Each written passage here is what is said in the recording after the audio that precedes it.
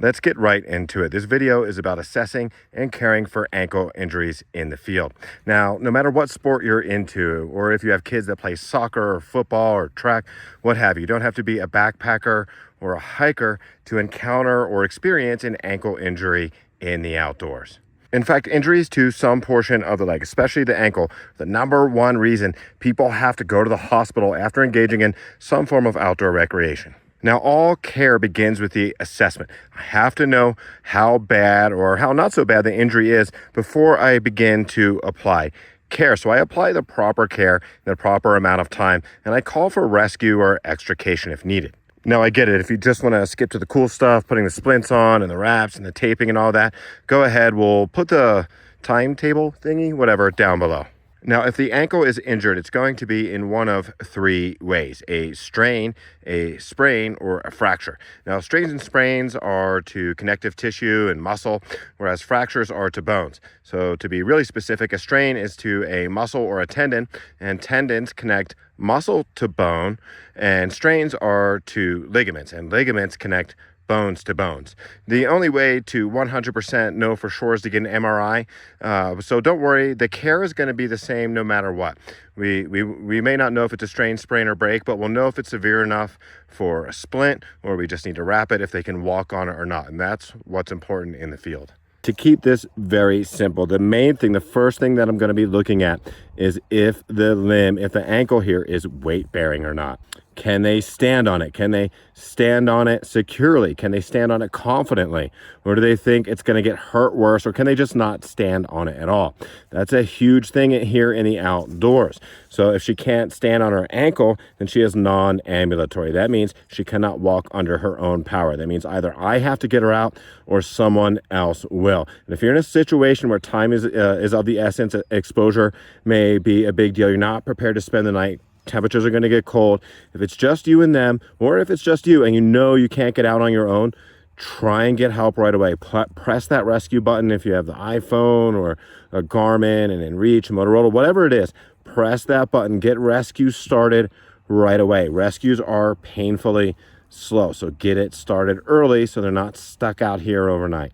Friendly reminder, always wear your PPE, your personal protective equipment, your universal precautions. In most wilderness first aid situations, that's going to be your gloves. Now look, I'm working with my significant other here, and there's no open wounds, so I may not have gloves in every shot. Okay, I'm trying to be expedient for filming, but with patient care, we will always don our protective equipment, not just for our own safety, but for theirs, and that's a big deal.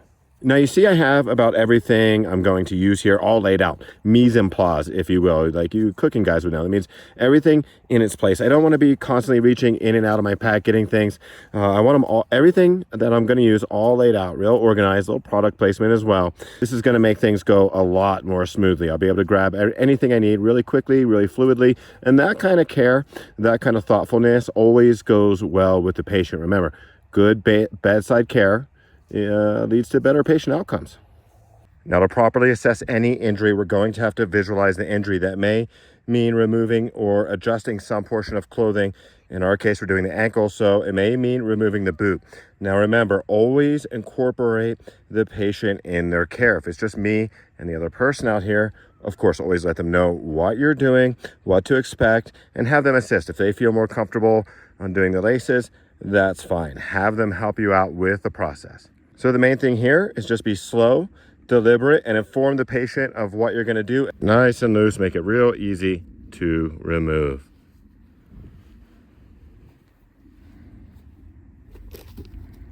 And now I have the ankle exposed. Okay, I'm going to get a little more in depth into the medical knowledge here. So strains and sprains are graded the same way. You have 3 grades, 1, 2, and 3. So grade 1 is basically, we'll kind of refer to it as a little bit of overstretching of the tissue, maybe very small tears, probably no bruising, and some mild swelling and tenderness. And again, tenderness means if I push on it, it hurts a little bit. Slightly restricted range of motion, but they likely have no problem walking on it. Maybe a little sore, but they can walk on it. Grade 2 means we have a partial tear in the connective tissue, either the muscle, ligament, or a tendon. Again, you won't know until they get an REI, an MRI.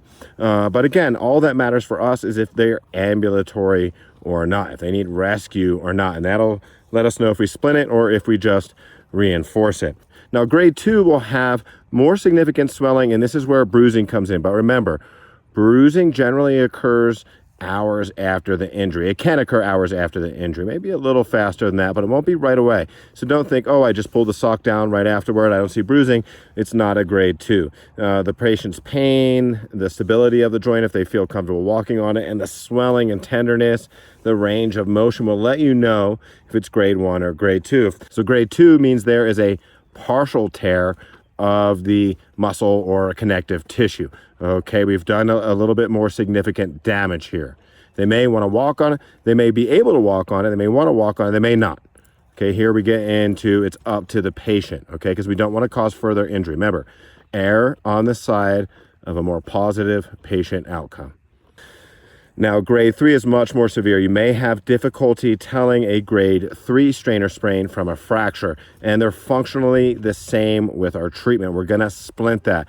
A grade 3 tear is a full tear through the muscle or a connective tissue. It may be torn away from the joint completely, and sometimes you'll see a dent where the tear is. Then you'll have much more severe bruising. The tear may be here, but the bruising can go halfway up the ankle or halfway up the leg, much more swelling, and they're definitely non-ambulatory at this point. The ankle is going to be very unstable. They're not going to be able to walk on it. All right, now for the good stuff, how to tape the ankle, how to wrap the ankle, how to splint the ankle. So in order to do this, what I'm going to do is I'm going to go ahead and use Sheila's pack here. I'm going to use her gear to elevate the joint here. Whenever we're going to move a joint, a limb that's injured like this, just be careful to lift on both sides of the injury. Okay, real careful. Always tell the patient what you're doing, what to expect. Tell them to let you know, hey, if it causes you too much pain, let me know and I'll stop. Okay, we'll reassess. Give them a second to take it all in. It's not much we could do for pain out here, is there? We have good old vitamin I. Some of you military guys may know it as vitamin M. That is ibuprofen. It's an anti-inflammatory, and those of us who have done some really physical manual labor for the government, we have this little saying for it because we end up taking it all the time. So we probably have it in our packs. Now, if the patient is ambulatory, they feel like they can confidently walk on this, but it's sore, it's tender. When we say tender, we means it hurts a little bit to touch it, right? It's a little sore when they move it around, but they feel like, hey, I don't need rescue. I can walk out pretty much unassisted. Okay, then I'm gonna support the joint, support the ankle so it doesn't get worse. I'll choose between wrapping it or taping it. Something small like this, not the splint, because the foot has to fit back inside the boot for them to walk out. And indeed, some of us have a little bit what we call an unstable ankle, where if you play basketball or track or you're hiking a heavy weight, you may pre-taper wrap your ankle before the exercise to avoid a situation where you strain or sprain the joint. So now I have her leg, her ankle all propped up so I can reach all around it. So if I needed to splint the leg or whatever, a tape, I can get all around it, access it really easily. And that's important. We don't want to straddle the patient. We don't want to step over the patient. We want to walk around them. It's just not cool, okay? It doesn't give confidence in the patient. Now, we're going to treat this progressively. We're going to start where, okay, we're treating a minor strain or sprain, and I just need to reinforce the ankle with a bit of athletic tape here. So we're going to start by showing you how to tape the ankle.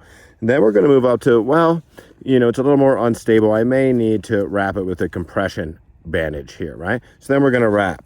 And then we're going to get into, well, it's fractured or grade 3, and I should really splint it. So first I'll tape it, then I'll wrap it, then I'll splint it, and you can follow along and learn the standards for how these are done. And look, I'm not just showing you how I would do it. These are pretty universal standards for the most part. I'll add some things in there where I can with my own experience to make it easier. But these are pretty standard methods. And if you know anything a little bit better, a little updated, leave it in the comments.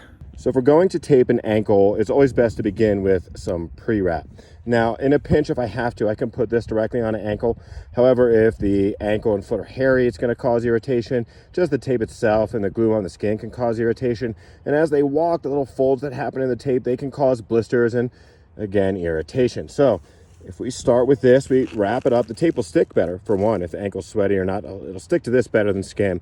And it's designed to comfort the area, so we get less, again, irritation. Gonna say that word a lot. So you'll see this kind of sticks to itself, so we don't really need additional tape to get it to adhere, to have it stay down. The main thing here is to just wrap over any part of the exposed ankle or calf that you're going to be putting tape. And see that little stirrup there gives it support. And you see this is also going to provide more support for the foot and the ankle. Okay.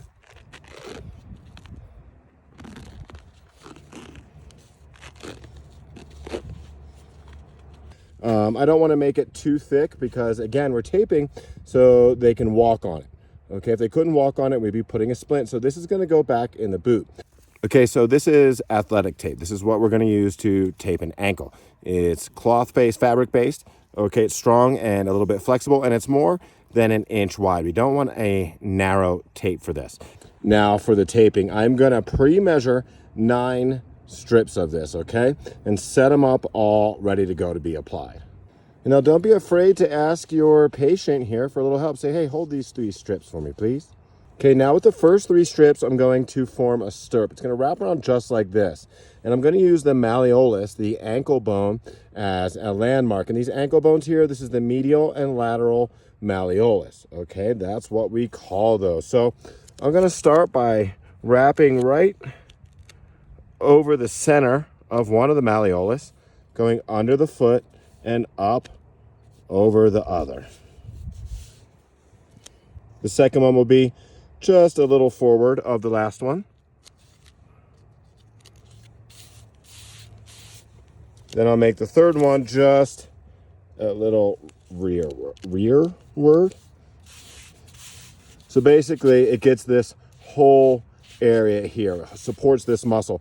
Now, if they have a lot of instability, you see some swelling going up, you could tape this up longer. If you feel like you need to go well above the malleolus for support, that's just fine. But just make sure, so here it is down here, make sure you get an inch or 2 above that incorporated, and preferably a little more. Now with the next 3, I'm going to wrap this way. I'm going to wrap this way, not all the way around the ankle, just from about here all the way around to here. Again, I'm going to use the malleolus as a landmark. I'm going to start just above it and work my way just below it to support all this muscle and connective tissue here.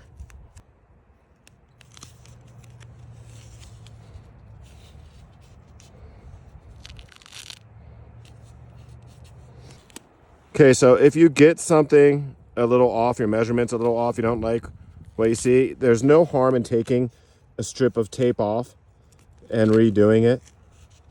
Okay, doesn't have to be pretty, it just has to be functional.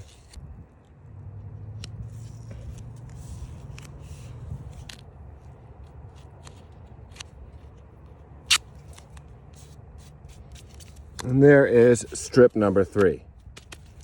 And if you'd like, you could take the extra precaution of taping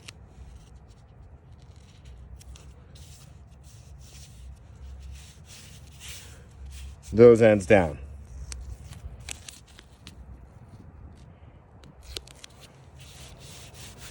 Just to make sure it stays through the hike.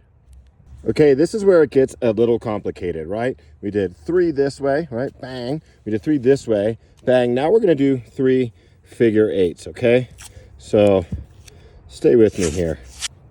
I'm gonna apply right around the malleolus again, and watch this. I come down, just like with the wrap there, and around, and under again.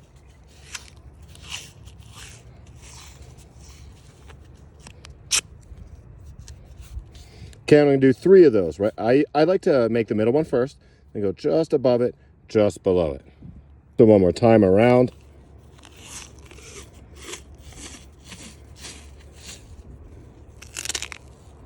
Just a little lower, but make sure I have good overlap there, under the foot,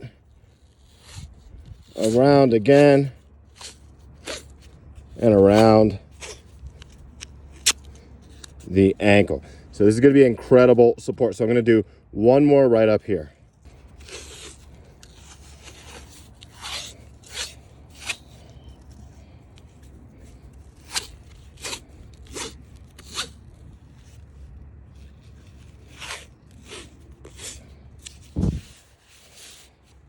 And there we go. Now remember to get patient feedback. Make sure there's no sore spots, no folds. It's not too tight for them.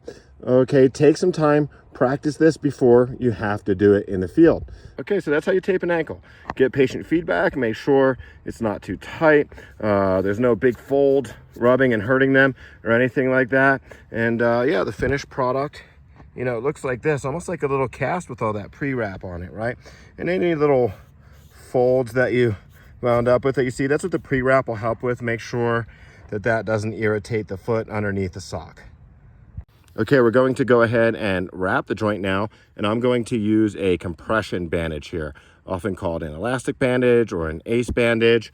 A compression bandage, because we'll see, we'll stretch it out, we apply, shrinks back down, compresses the area. There's lots of versions of these. I like the stuff of the Velcro, just really easy to apply. Now I'm going to start above the joint and wind up below it, because it's really important to support the muscle above and below the joint. That's really integral for support and stability. So I'm going to start several inches above the ankle bone here, pretty much on the calf and Achilles there, and I'm going to wrap over. See, I'm pulling that stretch out. Okay, I'm going to overlap really good here, generally at least by half. Now as I come down to the foot here, I'm actually going to provide this stirrup here, and then for a little extra support, go over the bone and wrap almost to the toes there. I'll use the rest to come back up. Try not to have too many folds, because again, this may be going back in the boot for a hike. Just slap that down and all done. Now remember, get patient feedback. Make sure they let you know this is not too tight, this isn't causing more pain. There should still be some give to this. Okay, we want to pull out the stretch so it provides the compression, but we don't want to hurt the little tootsie. If it's not weight bearing, if they can't walk on it and rescue is delayed, we're not just 2 minutes from the parking lot, then I'm going to go ahead and splint it. Now I can use a SAM splint like this. This is a portable flexible splint that is great for joints like the ankle and the wrist. And you can see it even shows how to apply it on the splint. These are really handy. These are in every EMT kit, every commercial EMT kit. You're not going to find an ambulance without one of these, and you should really get one of these for your pack. They are awesome. Of course, if you don't have one of these, you can improvise a splint, and we are going to give you the principles behind how a splint works so you can improvise one on your own. Now there's a few rules to splinting. So if you don't have something like a SAM splint, if you have to improvise, you can use these rules to improvise something appropriate. First is the position we splint the limb in. We splint the limb in what's known as the position of function. Now for the ankle, really any part of the leg, when we splint the leg, when we splint the ankle, we splint it with the toes straight up, the foot, the leg, right in line with the spine. So they're sitting, but it's in the same position that the foot would be if they're standing. Now we make sure that when we splint the ankle, this is supported so it stays in this position. Now the position of function, okay, this allows for optimal oxygen-rich blood flow to the limb. We call that perfusion. Oxygen-rich blood flow is called perfusion. It allows for the best perfusion, okay, which will minimize pain, maximize healing, and patient comfort.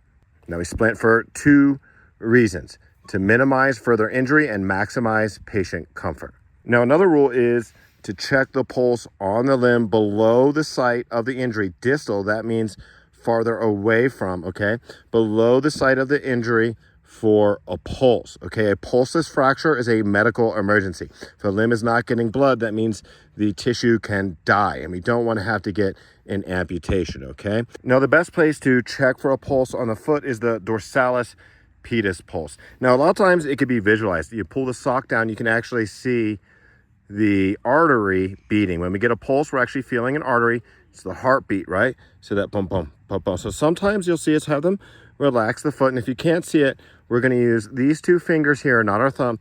And we're going to reach across just below the joint here where the ankle is on the top of the foot. So this artery goes kind of between the big toe and the second toe here. So just past the ankle joint, we're going to go ahead and put those two fingers on and take your time. Slow is smooth, smooth is fast. Take your time, feel the pulse, okay? Any pulse you feel before you splint, you should feel after you splint. You check the pulse before and after you splint. That way we know we didn't apply a splint and restrict blood flow to the limb in error. So again, we splint in the position of function. We check the pulse site below the break to make sure the limb is not pulseless, in which case we get extrication, we get rescue right away. Get them out right away, okay? We can still splint, but we want rescue. And any pulse that is there before we splint should be there after we splint. Now these SAM splints are great. They're very flexible, and we're gonna shape this to the shape of the limb. The thing is though, if this is the injured ankle, I don't wanna be pushing this on here and bending it all around like that, right? So what I'll do is I will shape this to the other foot. The other foot is gonna be almost identical in size and shape. So I'll form this to the non-injured side, and this is how we form it. We just place it against the limb here in the position that we want, and we will bend this carefully along the limb until it's fully conforming to the joint. Now, generally, you don't really have to pad a SAM splint, but if we are improvising, we're using anything hard or firm, not soft like this, we want to put padding in between the splinting material and the limb. And indeed, in wilderness first aid, okay, with extended rescue times, just for, well, a better splint. It'll conform better, it'll give more even pressure, and also more patient comfort, okay? More patient comfort, better patient outcomes. You can add some padding to this. And when I say padding, something like a beanie, gloves, a t-shirt, anything like that. So if you can, take that extra step and add a little padding to the SAM splint. So again, this isn't going to be going back in the boot unless you really need to for protection. Okay, so this can be a little bulky. Okay, it's okay if this is a little bulky. Take your time, move slow, get patient feedback. If you need them, say, hey, hold the top of this while I do this or whatever. Go ahead there. That's good, that's acceptable, and that's fine. Make sure your padding is evenly distributed throughout the splint. Okay, now we have this all shaped and conformed, and we refer to this as an ankle stirrup. So I'll ask my patient, hey, Sheila, hold that there, hold that on there while I wrap you down, I get you all set. And now, just like before, slowly, carefully wrap the SAM splint on.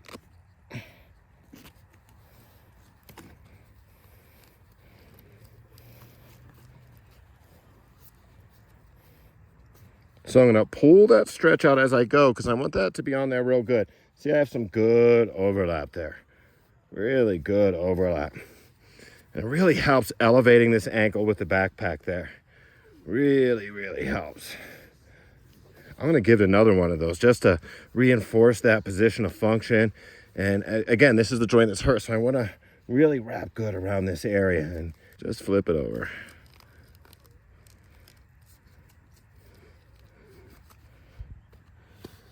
There we go. After we splint, we check circulation, sensation, and movement. Again, have them tell you what toe you're touching. Make sure you can still feel that dorsalis pedis, that pulse. You can move this out of the way. If you have to, the sock out of the way, move it back down. Make sure they can still wiggle those toes. Now, you may have seen this in the background. We didn't really talk too much about this little piece of gear right here, but this is an all-weather notebook. Whenever we provide care in the field, it's important to notate everything we do. We want the general patient info, age, their vital statistics, the injury, all of that, all the care we did. And if they do need to go to a hospital, we can hand that off to the doctors. They'll know what their status is and has been, and they can follow trends. We'll update this. If we're stuck out here for hours, I'm gonna keep notes. I'm gonna keep checking the patient and see if any trends occur, dangerous or good. See if my interventions are working, or see if the injury is getting worse. So always take notes, and these little Write in the Rain notebooks, they have the vital statistics all ready to go here, right? Look at that, all ready to go. So that makes it real simple for you. always take notes. Oh yeah, also it's good for legal protection as well. So if you're helping a bystander in the field, so your notes, if you end up having to take this to court, which you may have Good Samaritan laws, right? So if you act within your scope of practice, if you're certified in wilderness first aid, you do what you're certified to do, or you're just a bystander and just do your best to help without getting too weird with it, right? These notes can help you out.